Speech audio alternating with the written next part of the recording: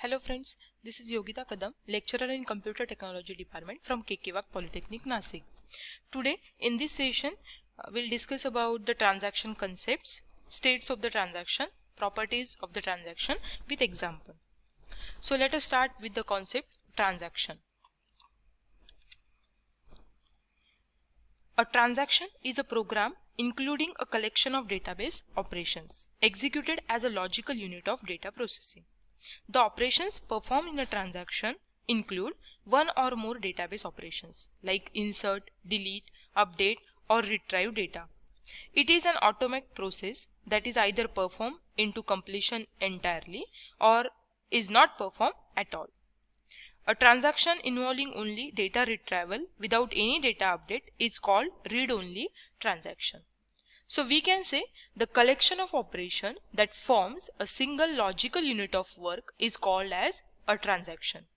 Take a simple example that if we are withdrawing the money from the ATM machine, that we perform n number of steps. That steps collectively called as a one single transaction to withdraw the money. So to withdraw the money from the ATM system, we insert a card, we put a pin, that inserting the pin, then select the operation, then insert the money to withdraw, then after that collect the money. These are the n number of operations that is performed while withdrawing the money. So these n operations logically or a collection of this operation that forms a single unit of work, we treat it as a transaction. We can say this is a program whose execution accesses and updates contents of the database. Every transaction in a database should result or should maintain the consistency of the database. This is the basic need of the transaction processing. So here take the example.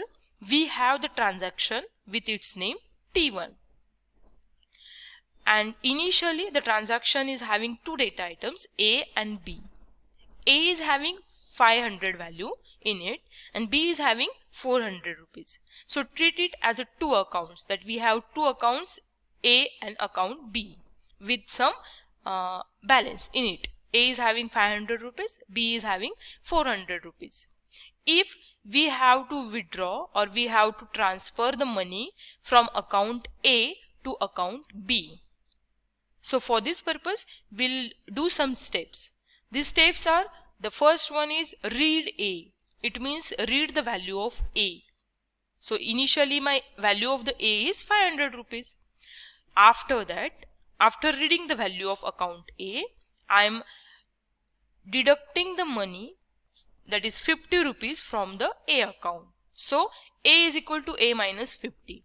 Now once this operation is completed, my data item or the account A is having the value 450 rupees after performing this operation successfully. Then once the deduction is done, we are writing the value of A. It means save the change in the account A for this data item A. Now my A is having the value 450 rupees. Then after that, read B, that is read the value of data item B. Now initially B is having 400 rupees. After that, B is equal to B plus 50. So 400 plus 50, now the value will be updated as 450. And then write B. Now B is equal to 450 rupees. So here we have performed the transferring the money from account A to account B. See here, before the start of the transaction, we have A plus B, that is 500 plus 400, that is 900. And after completion of this transaction, after completing this transaction, the value of A is 450 and the value of B is 450. So 450 plus 450, again it is 900. It means before start of the transaction and after start of the transaction, we get same values for both account. It means my database remains in a consistent state after execution of this transaction T1. This is the basic constraint or basic condition, that after completion of the transaction, database should remain in the consistent state. So this is one simple example of transaction. So when we say, when we talk about the transaction is having 4 basic properties. These properties are also called as ACID properties. A stands for atomicity, C stands for consistency, I stands for isolation, and D stands for durability. Atomicity property defines that either all the operation of transaction should properly get executed or none of them.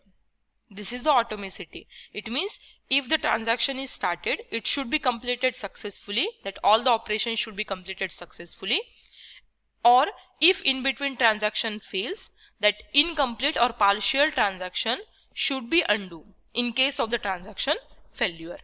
This is the atomicity property. Then after that, second property, consistency.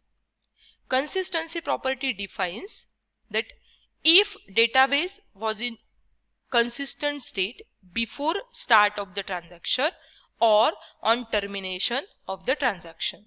It defines the consistency, that is the matching of the data before transaction and after completion of the transaction. We should get that match data, that consistent data in both the cases. Then after that, we have the third property, isolation. It defines that when multiple transactions execute concurrently, it may happen that a number of transactions execute concurrently, that is parallelly or at a time on a database, that each transaction should be unaware of other transaction processing in a system. This is the isolation property of transaction. And last one is durability. Durability property defines that when transaction completes successfully and changes made by the transaction to the database, it must be saved in spite of any system failure.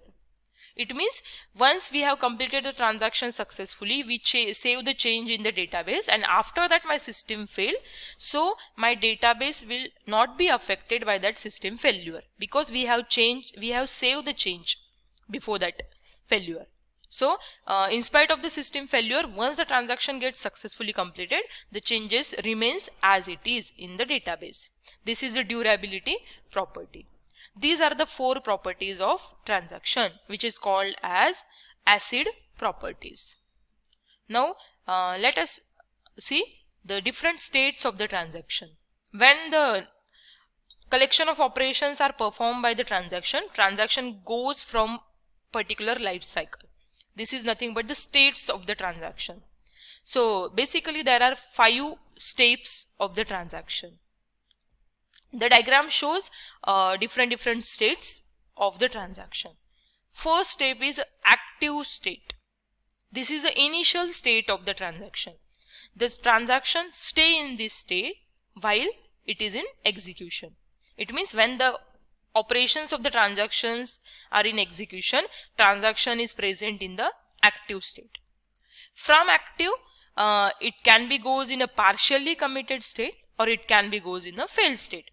Because of unsuccessful completion, because of the software or hardware error or power failure, from active transaction can goes to the failed state also.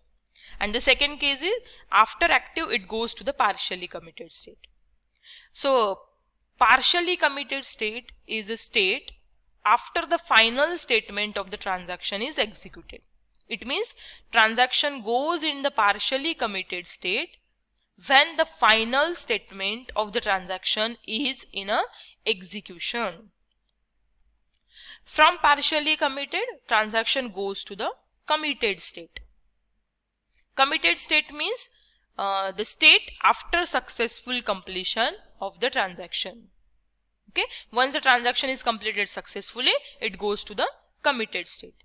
But from partially committed state also, transaction goes to the failed state. If here the transaction is unsuccessful because of any reason, then again it goes to the failed state.